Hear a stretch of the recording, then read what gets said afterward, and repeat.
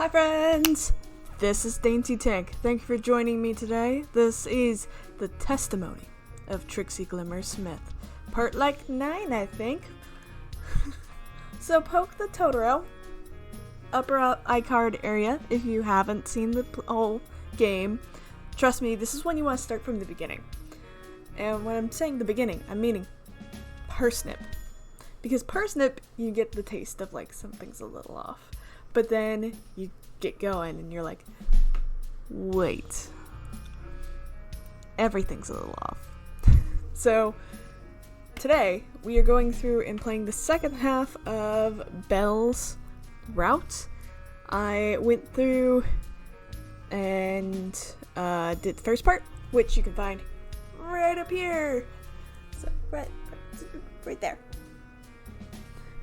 Always poke the Totoro. Totoro knows all. Totoro is here. Totoro is queer. Maybe? Totoro! Answer me! It's okay, we'll talk about it later. I'll see you. Anyways. The belly. It pokes. But we're going to have some fun. I'm going to choose different routes as we're going through here and different ways of going, so it might be not only Belle's route but also new decisions. So let's find out, shall we? Okay, loading in. Lock and load? Yeah, let's go. Clayton Wilvery, the five-faced eye stabber. What? Five-faced squirrel with an internally spinning head. He spits and screams from his many mouths as he tries to stab the left eye of his victim. Though there have been no recorded victims of Clayton, one man claims to have been killed by him, but later recovered. A true story? Could be. Despite this, many claim to have seen the scary figure. You better watch your back. Old Lady Whitetail. Ghost of the murdered maid, killed by her lover. Her once beautiful orange and brown fur, now white from her mourning her own death, she appears in the mirrors of naughty children to give them bad nightmares, often said to have been seen in Southport. Her haunted pantry is commonly voted the scariest place in the country. The antler tree. A manifestation of the ancient god, the antler tree is said to be a deer-like creature as tall as a pine tree, its head decorated with a bush of sharp antlers which pierce the sky. Often thought to be the bringer of prosperity and food in hard times, it was a popular figure for worship even now in some areas. The residents of North Acres in particular are known to have held secretive festivals dedicated to the mysterious figure, though rarely are outsiders able to glimpse these ceremonies. Mr. Springy, I want to know more about that. We don't know what's going on with this guy. Okay, the quiet figures. Tales of the shambling, tatty figures had been common throughout the history of the country. These figures are often said to be able to talk only in hushed whispers. Their fur and skin is always described as matted or rubbery, as if they were corpses. The reanimated dead, who knows? Reports of these figures seem to often coincide with disappearance, leading many to believe they are possessed or reanimated bodies of those who go missing. The Furlock.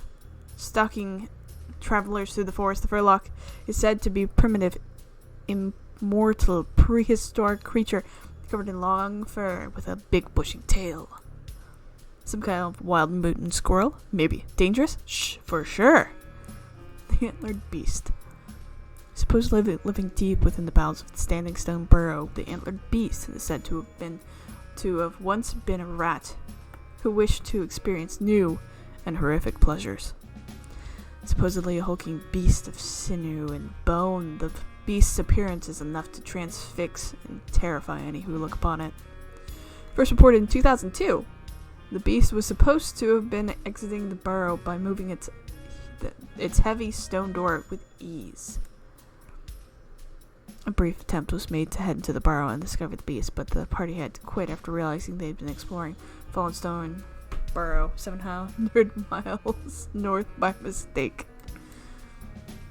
Walter Breer's water snake. In the 90s, reports started to come in of a strange serpent living in the flooded Wilted Rose Quarry. Perhaps an ancient creature uncovered by the R212 borehole, or perhaps merely the tentacles of a far more horrible thing. Until we get some photographic evidence, we just won't know. Entirely useless. I think I'm done. I was getting tired of reading. Half of this stuff seemed to be completely useless. I gave up but had second thoughts. Was I really done? Oh, yeah, Parsnip. Last time we declined Parsnip's offer. I'm not doing that this time. We're gonna hang out. Oh, wait, let me save. Oh yeah, I guess I could hang out for a little while. Yay! Oh wow, I'm so excited. Let's go ask Rosie if she'd like to come along too. Okay, I can't be too long now. All day picnics! Skipped off to LaRose's cottage. Started to regret agreeing to this, but followed along behind him. Eventually caught up to Parsnip. He was knocking on LaRose's door and bouncing excitedly. I saw LaRose peering out the window between the crack of the curtains before receding back into the darkness of her cottage. Got the impression she didn't want to be involved. I don't think LaRose is home, Parsnip. Maybe we should get going? There was a loud crash from inside. Horror! Easel cunt. If you're not going to stay standing, then why even live? Oh, distinctive sound of an easel being snapped in half. I think it was an easel being snapped in half. I'm not sure what gave me that impression. You're right. I don't think she's in. Sorry to doubt how much Parsnip exists in our plane of reality. Guess it's just you and me, friend. Pulled the friendship yarn out of his bag and waved at me. You still have yours, right? Right? Rummaged through my stuff, pulled out the yarn. It was slightly worse for wear after a few days in my bag. Parsnip's face lit up. Nevertheless, when I wiggled it. Never throw away this present. Yay! Oh yay! What a great friendship! I was glad to have diffused the situation. I didn't want to get on Parsnip's bad side. It seems slightly unstable. Let's get on with our picnic. Follow me to the wheat field. Okay. We're going to try something new this time. Parsnip had giggled through. Skipping? Though part of me thought devilishly giggling and secluded sweat may have been because I was about to be murdered. I quickly shot those thoughts off until trying my best to tap nice time. What? That was different. Parsnip started to unpack his picnic hamper. I had to admit I was slightly dreading what he might pull out. Okay, skip. I'm going to pretend I can't eat anything. Oh no, I just realized. I have a disease, I can't eat food. Oh no! When I'm sick, I just eat more sugar. It's a natural remedy. Sorry, bud. I have a food disease. If I eat food, I'll die. It's just one of those things. Oh well. Well, maybe you could better get you get better from dying. You can try some. Parsnip was more dense than I realized. I'll keep that in mind, Parsnip. Maybe I'll have some in the future. Haha, yeah! You can watch me eat. Oh geez, I thought. I watched Parsnip start to nibble tiny bits off of the other cakes, then put them back on the shared plate. He didn't seem to have been taking in anything I have said. He would circle through the cakes, eating only tiny bits of each at a time.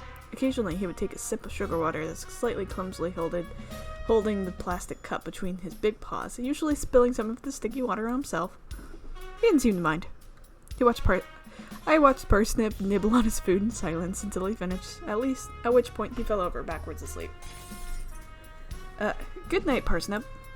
Something was bothering me about Parsnip. He felt fundamentally wrong. I looked down at Parsnip once more. The rabbit's strange mannerisms and horror filled me with discomfort. I remembered when I first met Parsnip, he had appeared from nowhere as if summoned to me from the void. I had asked him about the King in Yellow. There had been no denial, merely a gleeful cry of, "Wow, I love yellow. Oh wow, it's my favorite color." I broke out into a sweat. A confession, I knew it. I'd been toying with all along. That cursed string Parsnip had given me all those days ago pulled out of my bag and threaded it through itself into an intricate but all too familiar shape. The yellow sign. There was a gift to me from the king, or perhaps a warning, or a curse. I shuddered in fear, quickly pushed the terrible sign back into my bag. I would have to think about it further. I buried the thoughts in my mind. I snuck away only to run straight into LaRose. Ah! How long have you been there? We need to talk. It was an incredibly ominous conversation starter. Okay, here. Peered down at snoozing Parsnip, judging by his sniffling nose and munching noises. He was dreaming about food. My place. She started walking off, and it sounded serious. Nope, went with LaRose. Silently followed the Rose to her cottage. Things felt really intense. Did she know what I knew about Parsnip? So Parsnip would give me one of those strings too then. How long has she been watching us? Wait, what is this about? Kind of... There was a long silence when my brain tried to process things. It seemed pretty intense. I was kind of worried. I mean... Well, it is important. A bit. The yarn. Do you have one as well? I have at least 20. When I woke up this morning, there were 3 poking through my letterbox. I was concerned for... To receive one of the cursed gifts from the King in Yellow was bad enough, but 20? Is he really the King in Yellow? The Rose seemed to live in a blessed ignorance of their true evil, at least. I decided it was kinder to let her stay that way. I'm considering using them to tie a makeshift noose. Ha ha! Wait, was that a joke? Sure. So far, all I've been able to do is hoover them up and burn the bags. Like my student Parsnip is. Not receptive of criticism. So anyway, I wanted to ask for your help. I really need to get rid of Parsnip. So I wonder, are you trying to get me to kill Parsnip? He's weird, sure, but that's pretty much it, don't you think? What? No. Don't be ridiculous, no. I'm just going to, ask if you'd, I don't know, throw him in a bush and tell him to leave me alone. I stared at LaRose, slightly dumbfounded. You want me to insult him? What? I continued to stare at her, dumbfounded. Not, badly. You spoke to him, right? Just push him into a bush really carefully and be like, hey, leave LaRose alone or the boys will get you. And that should be enough to spook him. Are you okay? I'm fine. Look, living next door to Parsnip is slowly killing me. I used to drink 30, maybe 40 units of alcohol a day, and now I'm up to maybe 60. Look, will you just give it a go? I can't live with this like this much longer. Yes, we're going to take her up on this one. Heck, yes. Yep. Okay, I'll just scare him a little. Enough to make him stop bothering you. Exactly. Won't take much to spook him. He'll be fine. Wait here. I'll get you a disguise so he can't take you to court. Not that Parsnip knows what court is. Oh, this is going to be interesting. LaRose disappeared into her house, eventually returning with a big cardboard box. Here, a mask. That's a box. Yes. But look, I cut some eye holes in it, so it's a mask. Box Trixie returns. I walked down the lane, trying not to admit to myself that I was only doing this so I didn't have to go back to that evil basement. Parsnip had clearly woken up after a sugar coma. I could see him outside his cottage, talking to his daffodils. He seemed to be stringing a friendship yarn around them and congratulating them on winning the trial. Aw, jeez, am I really going to do this? I approached Parsnip, praying he didn't see through my disguise. Hi, Trixie!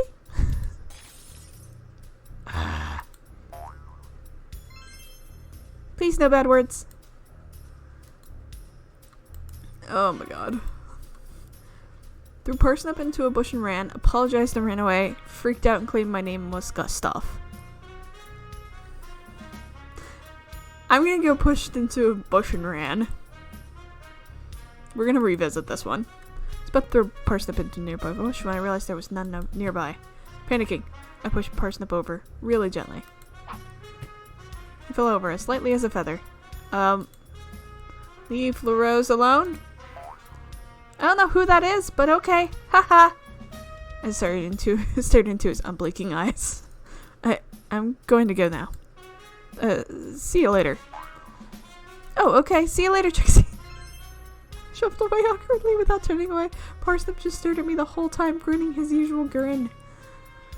Eventually, I shuffled far enough to reach LaRose's cottage. I accidentally walked backwards into her, much to her displeasure.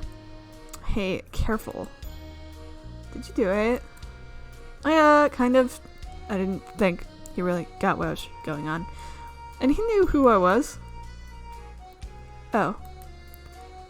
Well, thanks for trying. I better get painting. I'll see you around. Said, I've been messing around for too long and reluctantly got back to my business. Okay, I'm gonna skip along. Ooh, the gateway to Carcosa, according to Nikita at least.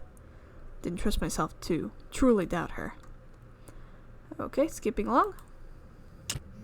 My phone buzzed. It was Belle. Hey, Trix. Up for an outing? I'm bored. Oh, I don't know. I'm kind of busy and, have stuff to do, so... Oh. Okay, see you somewhere else then, hon. She sounded disappointed. Belle seems really desperate for company. I felt like I should go deal with Nikita, but realized there wasn't anything I could do to prepare. I was exhausted and could barely think. All I could do was wait for the night, the full moon. Say no matter what, I should go hang out. Might be my last chance after all. Actually, I should be okay. I'm not as busy as I thought. If you, want, I can hang out. No worries, hon. Want to visit the birdhouse in the woods you were about before? If you mean the bird settlement, sure. Be nice to go somewhere not creepy. That lake still makes me feel weird. Okay, how about we meet at Heidi's in about an hour? Need to pick up some magazines. Okay, see you in a little bit. I was glad to have an excuse to get away from the abandoned college. Partially because it unnerved me, and partially because I was worried Nikita might turn up at any minute. Didn't want her to know I was still trying to stop her. I was worried my slow little legs would make me late, and I'd find Belle's skeleton waiting for me outside the shop. Hey, Trixie, looks like you're just in time. I'll only be a minute. I just need to grab one of my big girl magazines. That's okay. I can buy some sweets or something. What's up, Peckers? What do you want? Magazines, bitch. They high-fived. It was really weird. Don't really get Belle and Heidi's relationship. I guess it's too cool for me to really understand. I think that's just how they work. I'm here too, again. I waved awkwardly. Hey, Trixie. Nice to see you. Where are you two off to today? Katri Bree Tree. The old bird settlement in the woods. I'm into that kind of nerdy stuff. You want to come along, Heidi? Plenty of room in the milk float. Sorry, Belle. Pretty busy right now. I've got some stuff to move. She motioned over to the pile of boxes on the corner. They looked like they were full of old antiques and books. But what really caught my eye was a strange white mask. Besides, I ended up in scrap last night with someone who wearing a box on their head. I won, obviously. Oh, poor Greg! Oh! Okay, so without Trixie there, Heidi, of course, beats him. I hurt my leg pretty bad when I tackled him, though, so I'm not really up for any outings. Ha ha ha! Hick, sounds nasty. Did he catch him? Grrr. Nah, they were pretty small and hyperactive. They managed to get away, albeit empty-handed. Sounds pretty scary. Heh, I'm used to it. I've gotten into a lot of fights in my time. And won all of them. That is pretty scary, but in a good kind of way. Say, Heidi, your magazines are all mixed up. I can't find milk jugs anywhere. Huh? So you're right. Let's take a look. The pair started rooting through the magazines in search of Belle's filth. My attention was drawn to the stuff Heidi was moving. In particular, the strange white mask. It was pretty eerie. It felt so out of place. Chick's feeling off is probably part of the costume for a party or something. Belle managed to get hold of her magazine, and I totally forgot to buy any sweets. I wonder if I had read anything actually important on this one, if she would have figured out that the mask is what she needed and would have bartered for it or stolen it, either or. Anyway, better get going. We got a pretty long drive and it's already getting late. Okay, you two have fun without me. Haha. Bye, Heidi. Actually, hey Trix, mind if we stop by LaRose's for a bit? I haven't seen her for a while, so we may as well say hi on the way, right? Sure, Belle, I don't mind. Kinda wish Belle had let me know about that before I walked all the way here. It's okay, it's in a milk float, so. LaRose was lazing around in her deck chair. Hi, LaRose. How are things? Belle? I didn't expect to see you here. I'm just taking a break from marking homework. Not lazing around doing nothing all day. She glanced at me. I waved awkwardly. I didn't realize you knew Trixie. Sure do. We're heading to some bird tree in the woods. It's an educational thing. You're more than welcome to come along, LaRose. The more the merrier, right? Oh no, I have a lot to do here, like... She trailed off, kind of gesturing randomly into the ether. Looked like Belle was about to reassure her, but LaRose cut her off. Crap, hey, Belle, I just remembered. That piece of drone being delivered my milk today, that heckin' bird killed it when it got too close to its tree. So they have drone delivery of milk, and the bird killed it. Can I maybe steal some milk off of you? Glanced over at the tree. As normal, the strange magpie was nowhere to be seen, though I could feel it watching me from somewhere. Heck, sure you can, babe. Got some bottles left over. You can have a few. I don't care about this job anymore. LaRose laughed. It was odd. I'd never heard that before. When did you? Belle handed LaRose 2 bottles and reached for a third. Good point. As Belle passed LaRose the bottle, her hooves lost grip. Belle's clumsy hooves desperately tried to grab the bottle as it tumbled through the air, like a heavy, transparent, milky blue poppy petal.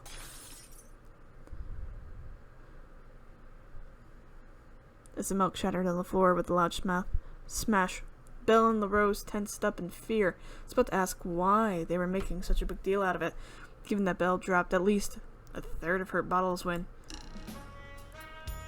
Oh! Hi, Belle! Thanks for visiting! I have so many... Oh my goodness. Hi, Belle! Thanks for visiting! I have some milk questions for you! We swung our heads around to the wheat field. Top of the hill, maybe 200 meters away, we could see Parsnip's silhouette. His large glasses were masked in sunlight, but I could feel his eyes drilling into us from its terrifying intensity. No! Parsnip disappeared back into the long wheat, started to sprint towards us, cutting through the crop like an annoying knife. Oh heck, it's Parsnip. Shuddered. I didn't want to run in with Parsnip now that I knew what he really was. I felt the gaze of the yellow sign burn into the back from my bag and start to nervously fidget. Yeah, maybe we should go soon? It's getting kind of late. But looked at me. I could tell she knew I was anxious, but I know there is no way she could have truly understood why. Despite the hardship we would both face later that day. Oh, foreshadowing. I still envy her for never looking upon the ghastly sign. Sorry, LaRose. We better get going before he starts interrogating me about milk for the next week. Wait, kid. I thought Parsnip was like 20. I assumed he's some kind of immortal, ageless woodland spirit created solely to piss me off. Belle's eyes flicked over to Parsnip, who was getting dangerously close. We better get going. Sorry, LaRose. Bye! Belle jumped into her float and beckoned for me to follow. I happily obliged and got on board. Bye, LaRose! She was already gone. Her curtain shut. Belle tried to start the engine, but kept stalling. Hi, Belle. Have you gotten any new kinds of milk today? Does backwards milk exist? It should. It'd be so exciting.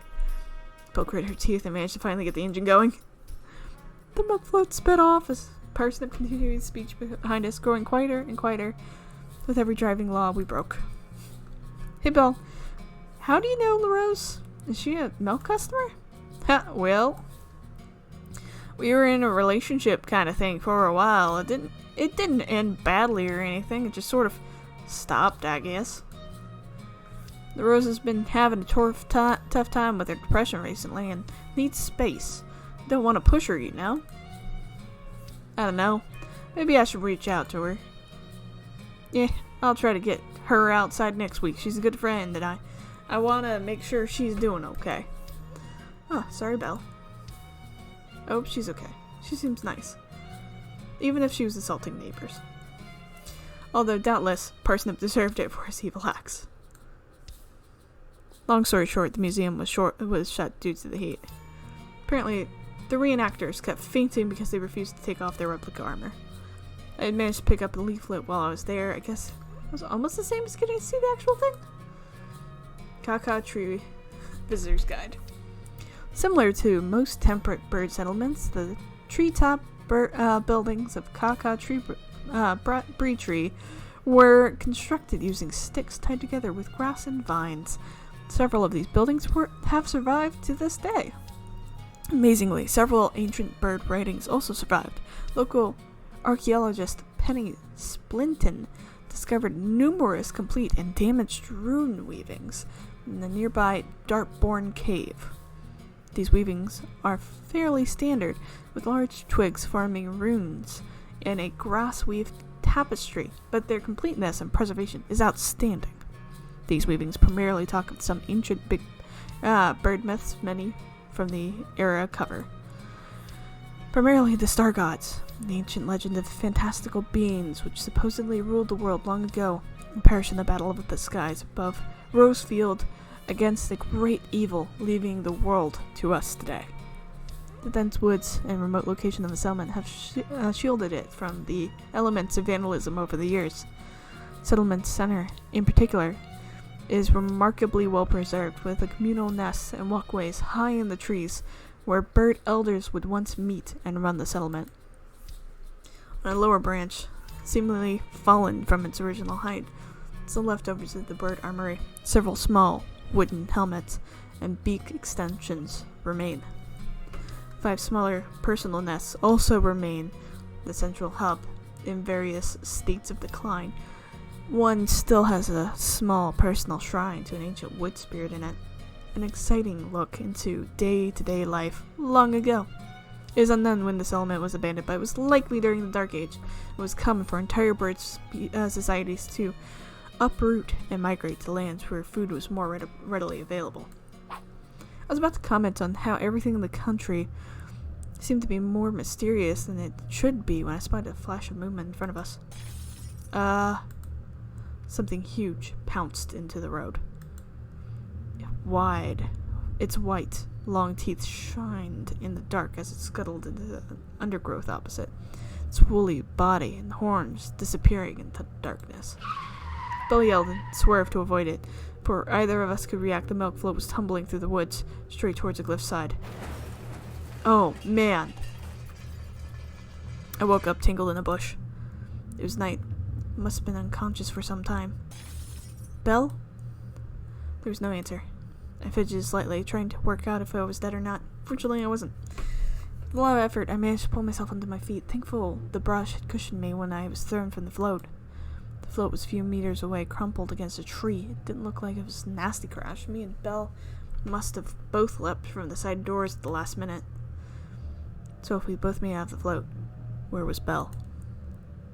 I looked around frantically, barely able to see in the nighttime gloom. My phone had survived no worse for its already considerable wear. I turned on the light, frantically shaking it to keep it from flickering out. Belle? Again, there was no answer. Belle was gone. I realized she must have gone to try and get help. In the distance, I saw the cliff. We had plummeted off. It wasn't too tall, but it was far too steep to climb back up. There was no obvious way back to the road. I began to panic. I didn't want to have be lost alone here in the night. Not after all the stories I had read about the woods. Before I could get too worked up, and there was a trail of hoof prints leading away from the float. A sigh of relief. They led deeper into the woods and onto a hiking trail not far from me. Maybe Belle had followed the trail and found help. She left without me. Didn't look for me. Did she just leave me in the bush to die? I started walking down the path. I had a slight limp. I was worried something had broken, but it turned out my leg had just gone to sleep. I must have laid on it in the bush. Didn't know how long I had followed the path through the dark woods. Eventually sound put me on edge. Every crack of a branch under my foot, rustle of leaves as I brushed past the tree, the whisper of the wind made me feel the worst. I was being stalked. Months of reading spooky stories were coming back to haunt me. It started to curse my imagination, but then I realized it wasn't me stepping on branches or brushing past trees. It wasn't the wind whispering through the woods. It was something else. I stopped. A second later, lagging behind my movement. A snap. I was being followed. I spun around in fear. The tree, silhouetted in the moonlight, was a furry shape. The furlock. I ran, and so did it. Or rather, it glided through the woods as if flying, faster than I could hope to move. I'd read stories of the furlock, a terrible ancient beast that haunted the woods. Gnashing teeth and ripping claws and horribly fast, agile feet. I was doomed. I had to keep running. Perhaps I could lose it in the dark? Then, almost immediately, my foot caught on something. My other foot, I think. I tumbled onto the floor, my stomach turning as I knew the furlock would soon be upon me. I landed face down and pulled my hands over my head, curling up into the fetal position. If I were to perish, I wished to do it without looking upon the furlock's terrible face. Nothing happened. No terrible snarl, followed by the onslaught of mingled claws and crooked fangs. I was about to look up when I felt a pair of small paws shuffle through my bag. I almost screamed, but managed to stay quiet. Playing dead seemed to come naturally to me. They grabbed something and sniffed curiously. The furlock was stealing my cheese rope snacks, presumably to eat as a side while it devoured me for lunch. It grabbed something bulky. The games cartridge from the abandoned house. What? That's mine! Oh my god, Squirrel Girl? Thief! For an ancient forest predator, the furlock had a pretty girl voice. I felt the game leave my bag. Attacker scurried off into the woods. After a few moments, I climbed up. Everything else was in my bag. Did I just get robbed by a feral child? Yes, you did, actually. Thought about the missing Squirrel Girl. I wasn't sure what to make of any of this. Right now, I just wanted to get out of the woods. Fair enough. Belle couldn't be that far away. I followed the path for a while longer and then I saw her. I was relieved to no longer be alone, but something was wrong. Oh no. Belle stood in front of a small pond. The pond was lit by not by moonlight, starlight, or torchlight. Despite its ominous black water, I was strangely drawn to it. A feeling of unease welled up inside me. My mind was pulled back to the black water of that terrible lake. I could tell deep in my mind that the pond was bottomless. Belle. She jumped and turned to me, looking confused. Oh hey there, Trixie. She glanced around, looking increasingly disoriented. Say, Trixie, hon, you don't happen to know where we are, do you? We crashed into the woods, remember? You wandered off? Are you okay? Did you hit your head or something? Belle stared at me blankly for a moment, while her brain ticked over her memories of the day. Well, that's right. I was following you along the hiking trail, remember? And I ended up here. Turned into the pool of inky black water and shivered. What she mean she followed me? Well darn, heck knows what I was thinking staying here so long. It's pretty nasty, huh? Weird. I could tell she was still confused. She almost sounded afraid. I'd never seen her like this before. Oh. What? Walked into the dark water to meet the corpse god. What? Okay. I am going to have to do a other decisions route trees for later, but for now, suggested we follow the trail out of the woods. And some strange thoughts just then. One that had been niggling at me since I'd first set eyes on the pond. Thoughts of a nameless terror. Crash had certainly mucked with my head. Or the still water is bringing back memories of my horrible dream. A dream of the Black Lake. Of that which even the King in Yellow feared. I managed to shake them off. Me and Belle needed to get out of the woods. Needed to get back to Daffodil Lane. Let's get onto the path and get out of here. This pond is weirding me out. Yeah, I think I agree with you, hon. Both stumbled onto the path. Belle, earlier you said you followed me here? Did I say that? Oh, geez, Trixie, my memory is kind of fuzzy right now. I suppose I might have imagined it. I mean, I think I hit my head in the crash. I shivered. I hope it's Belle's imagination, but earlier today I took a short break from writing this to do some research. Apparently there is no pond on that trail. What? The woods, that pond, the lake. This county is cursed. But that isn't relevant to this account. Sorry. At the time I decided not to bring it up.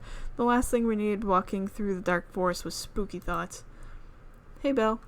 This is gonna sound pretty weird, but I'm pretty sure that missing squirrel kid hunted me through the woods and stole my snacks. Belle turned to face me, a somewhat bemused expression wrought on her face. Excuse me? I was tracking you down. I ended up getting chased through the woods. That was a monster or something. But once they finally caught me, it was just a little girl's voice and took a video game I found at Daffodil Lane off of me. Apparently it was theirs. I don't know. It was all pretty weird. Maybe I dreamed the whole thing.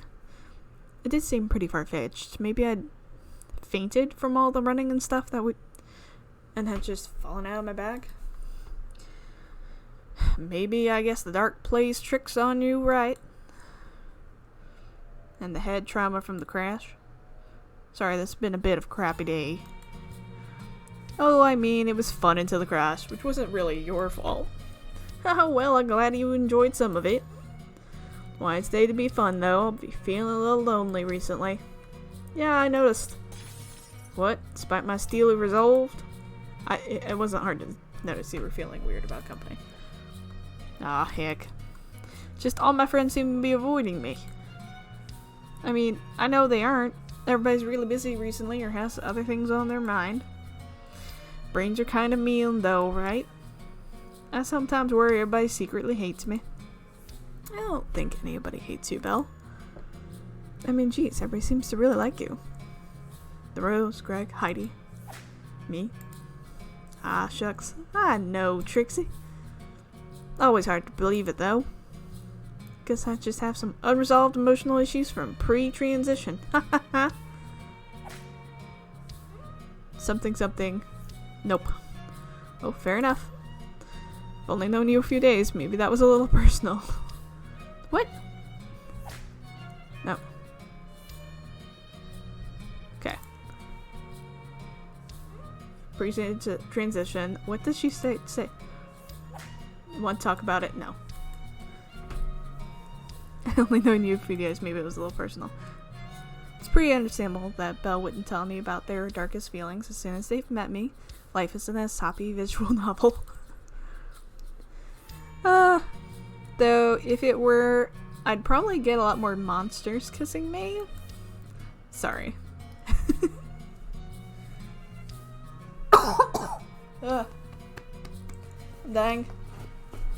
Anyway, once I get some uni drama finished in my coursework, I guess I could hang out with you more. Just at the attic mouse, no need to cart me all over the county. Though, if you want to take me to Cyber Dracula's from Mars World, sure thing, Trixie. I'll look forward to it.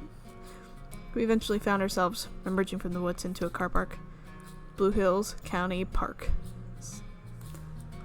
We made it out to civilization. We're alive. Don't sound so surprised, son.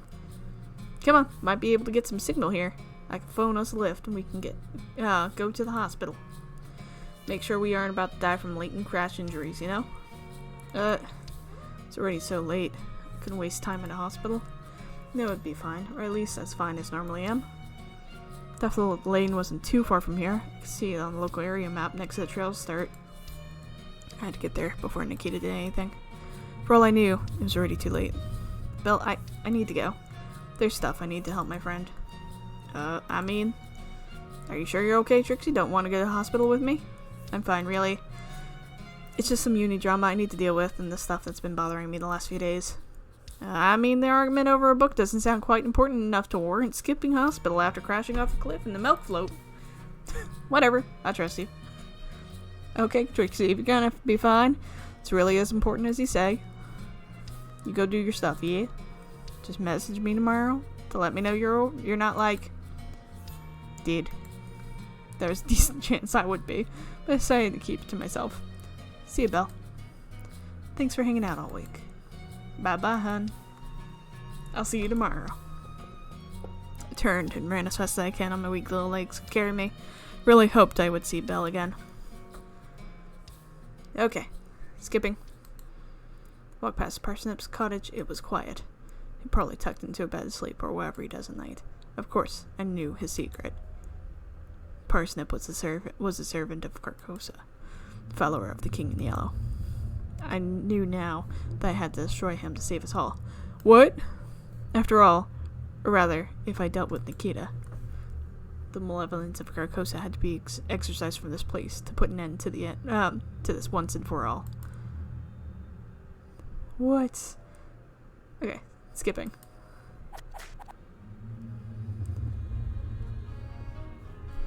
The artifact they did possess was powerful to be sure, but against Nikita? At first I considered bringing out the yellow sign. But what use would that be? It was a curse on me, nothing more. I was hopeless. Regretfully, I had turned to my backup plan. I hadn't spoken about what happened so far. Truth be told, I've been trying to forget it. I almost did, until now. Still, I hope you understand that it was necessary. And I include it in the interest of full disclosure. Thanks for reading by this far, by the way. I know it's dragged on a bit. Nikita, I'm really sorry. But I'm not letting you do this. For once, in my useless little life, I'm standing up for myself. What? I charged Nikita with a fury I'd never felt before. Oh!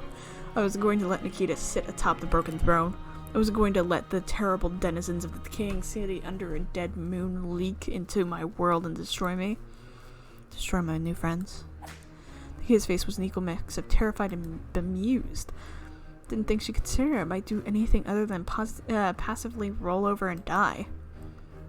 Usually she would be right, but strange it might seem, the events earlier that night had made me realize how much I actually quite liked living.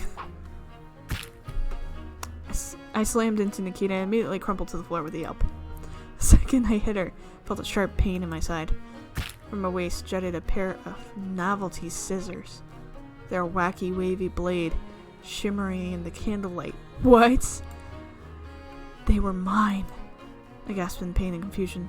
When did Nikita get a hold of my scissors? Did she break in when I was away? Enough games, Trixie. Now stay there. I'll come back for you soon. I just need to get this gate open. Nikita turned back to the yellow sign and began flicking maniacally through her notes. I was close to passing out, her silhouette blurred in my tired eyes, but I wasn't going to let Nikita win. With a pathetic little whimper, I managed to pull the blade from my side. Nikita was so transfixed on a word, she didn't even realize until I shakily climbed to my feet. Goodness, Trixie, what? Where was this kind of determination the rest of your silly little life? Sorry, Nikita. What? I turned away and fled. Sprinting up the stairs in agony, Nikita's voice rang out from behind me. Fine, Trixie, run! Be a coward, but there is no escape from my power. I will crush you. There was no time to listen to her threats. Didn't have long to stop her. What? I stumbled to Acorn Village. The gas canisters and the evidence box had been left untouched since my first visit. No! It's a foolish and horrific plan, but I had run out of options. Couldn't fight Nikita. I knew I'd lose. Grabbed a canister and prayed that it was full. It was heavy. Made the run back to the abandoned cottage painful. My body ached from the stab wound, but a cocktail of adrenaline and fear let me power through. Ugh. Managed to get myself back down the stairs, almost collapsing on the weight of the canister. Tossed it across the room to Nikita. Hit the floor with a clang, followed by hissing as gas leaked from the canister, visibly floating through the candles Nikita had set up. Nikita jumped at the sound, turned at me for the first time. That night, I saw genuine fear in her eyes. My heart wrenched, knowing what I was doing, and I tried to apologize, but found myself winded from exertion. The two of us trembled for a second, but I saw Nikita's eyes glance down at my hands and widened. In my hands, I held the king in yellow. I felt my eyes glow, my face grow pale at the sight of the hellish tome, and Nikita spoke out. "It's not real. None of it. Trixie, it was too late. I turned and fled up the stairs. As I reached the top of the stairs, I heard the gas ignite and the floor beneath me ruptured upwards. Fire bloomed out of the ground like a flower, and I was thrown into the air and out of the cottage. For a second I could have sworn I saw once more the curling clouds of Lake Hale and the broad-inspired imperial palace of Carcosa. Oh my goodness. The moon, larger than ever before, hung in the red sky like a white stain. Clouds swirled and the orange flash of fire returned to my vision. Holy shit. Okay. I gotta pause and I'll come back. Oh, pause. Oh my god, this is so intense. I found myself facing the blazing remnants of the cottage. I gripped the plate close to my body and began to crawl away from the scene, dragging myself to my feet, my sides still burning in pain. I wanted to leave this awful place. The crackling fire pierced the otherwise silent summer night.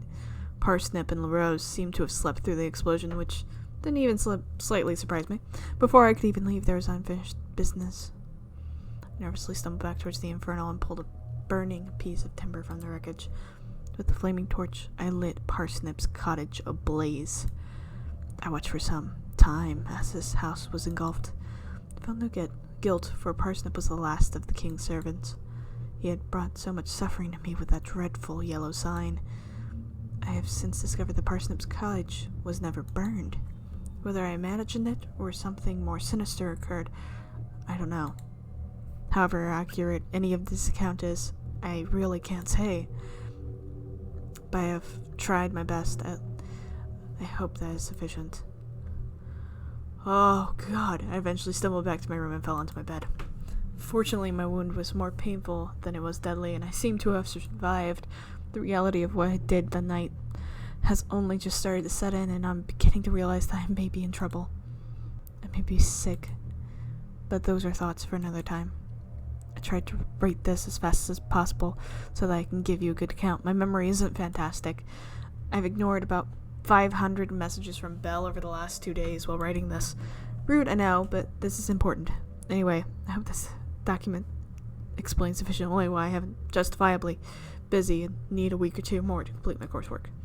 In retrospect, I probably should have kept it shorter since I seem to have run out of room on the form and, well, I guess without realizing it, wrote most of my statement on the walls. Sorry.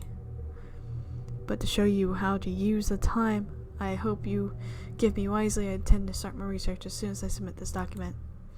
I shall finally finish reading The King in Yellow. Oh, that was totally the bad ending.